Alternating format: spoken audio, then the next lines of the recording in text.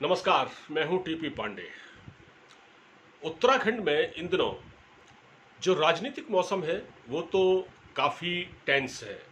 नेताओं की दिल्ली दौड़ और जनसभाएं, बड़े बड़े दावे, एक दूसरे को नीचा दिखाना, ये सब चल रहा है। लेकिन इसी बीच जैसे कहते हैं ना कि कुदरती आपदा, एक आफत, आपदा तो नहीं बल्कि एक आफत पहाड़ में आई हुई है और इसके कारण नदियां उफन रही हैं, सड़कें टूट रही हैं और जो कहते हैं ना लैंडस्लाइड, वो भी हो रहा है, यानी भूस्खलन भी हो रहा है, पुल टूट रहे हैं। तो ये जो इस वक्त उत्तराखंड में हो रहा है, मैं इसकी एक तस्वीर आपको जरा दिखाना चाह रहा था, आप जरा देखिएगा। तो उत्तराखंड में आप जैसे ये आवाज़ सुन रहे होंगे, ये उत्तराखंड में इन दिनों है, ये नैनीताल की तस्वीर है और इसमें आपको बता दूं ये गौला नदी है और ये गौला नदी पूरे उफान पर है और जो नैनीताल जाने वाला जो रास्ता है, नैनीताल जाने वाला जो रास्ता है वो ऐसे एक तरह से टूट गया है। वो मैं आपको फिर से दिखा रहा हूँ, ये देखिए आप।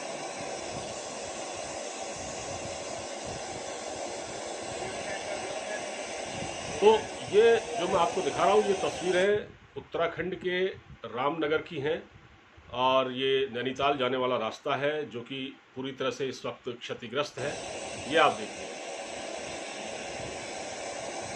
बहुत बारिश हुई है, बारिश के कारण नदियां उफन रही हैं, पुल टूट रहे हैं और पानी जगह जगह जम गया है और बैराज में भी अब जगह नहीं बची है। तो इस पूरे हालात में उत्तराखंड की सरकार अब चिंतित है। पुष्कर सिंह धामी का अभी मैं एक स्टेटमेंट सुन रहा था कि वो कह रहे थे लोग घबराए नहीं, लोग ऊंचाई वाले इलाकों में रहें, नीचे ना आए। और ये भी सुना गया है कि जो नैनीताल है उसमें जो झील है उसका जल स्तर भी अचानक उठ गया है।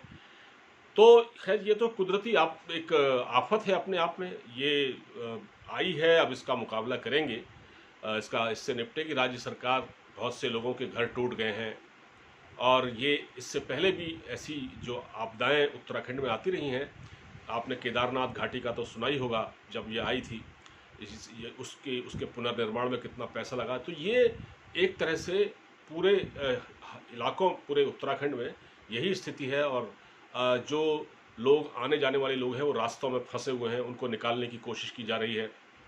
और फिलहाल जिन जिन को अभी उत्तराखंड की ओर जाना था, पहाड़ की ओर जाना था, उनसे मना किया गया है कि अभी वो ना आए। प्रशासन अपने स्तर से चीज़ों से निपट रहा है। लेकिन दूसरी ओर हम ये देख रहे हैं कि जो नेता हैं, नेताओं की दिल्ली दौड़ जारी है। अभी बताया गया है कि अचानक पुष्कर सिंह धामी को दिल्ली बुलाया गया है और उनको क्यों बुलाया गया है इसको लेकर भी तमाम कयास लगाए जा रहे हैं। जैसे कि अभी कुछ समय पहले हरक सिंह रावत, जो कि ऊर्जा मंत्री हैं उत्तराखंड के, वो बहुत नाराज़ चल रहे हैं अपनी अपनी सरकार से। नाराज़ तो उसी दिन से हैं जब पुष्कर सिंह धामी को चीफ मिनिस्टर बनाया गया था, क्योंकि पुष्कर सिंह धामी को वो अपना जूनियर मानते हैं और पुष्कर सिंह धामी की नियुक्ति से वो खुश नहीं थे। उनकी और भी नाराज़गी के और सारे उनके कारण हैं। इसके अलावा उमेश शर्मा काऊ दिल्ली आए थे हरक सिंह रावत के साथ, और उनके साथ प्रीतम सिंह आए थे जो कि कांग्रेस के हैं।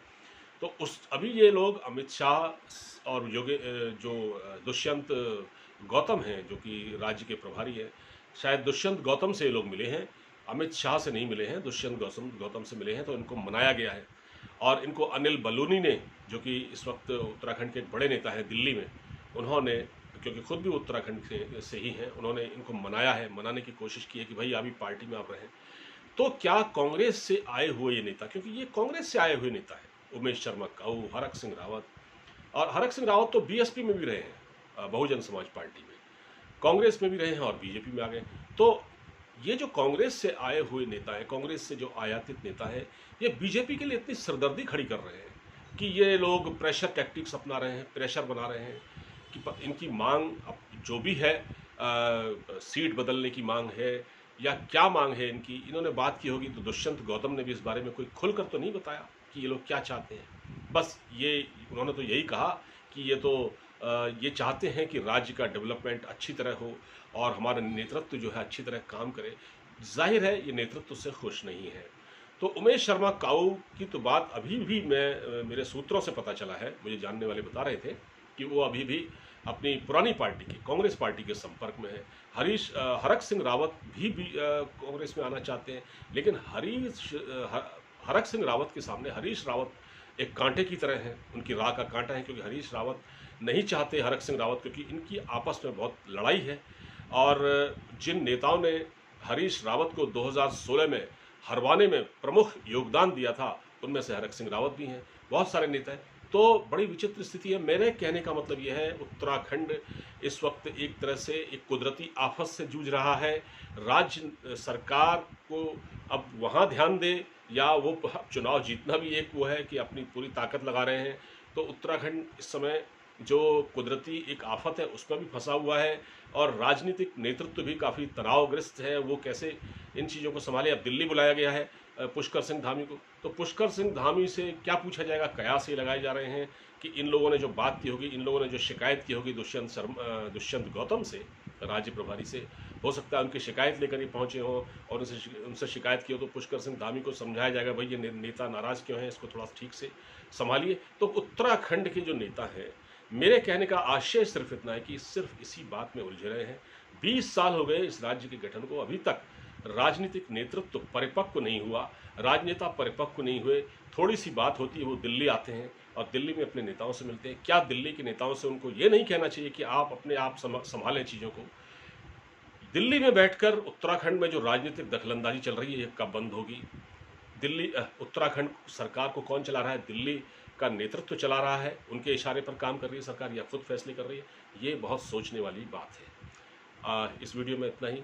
अब मुझे इजाज़त दीजिए, अपना पूरा ख्याल रखिए। नमस्कार।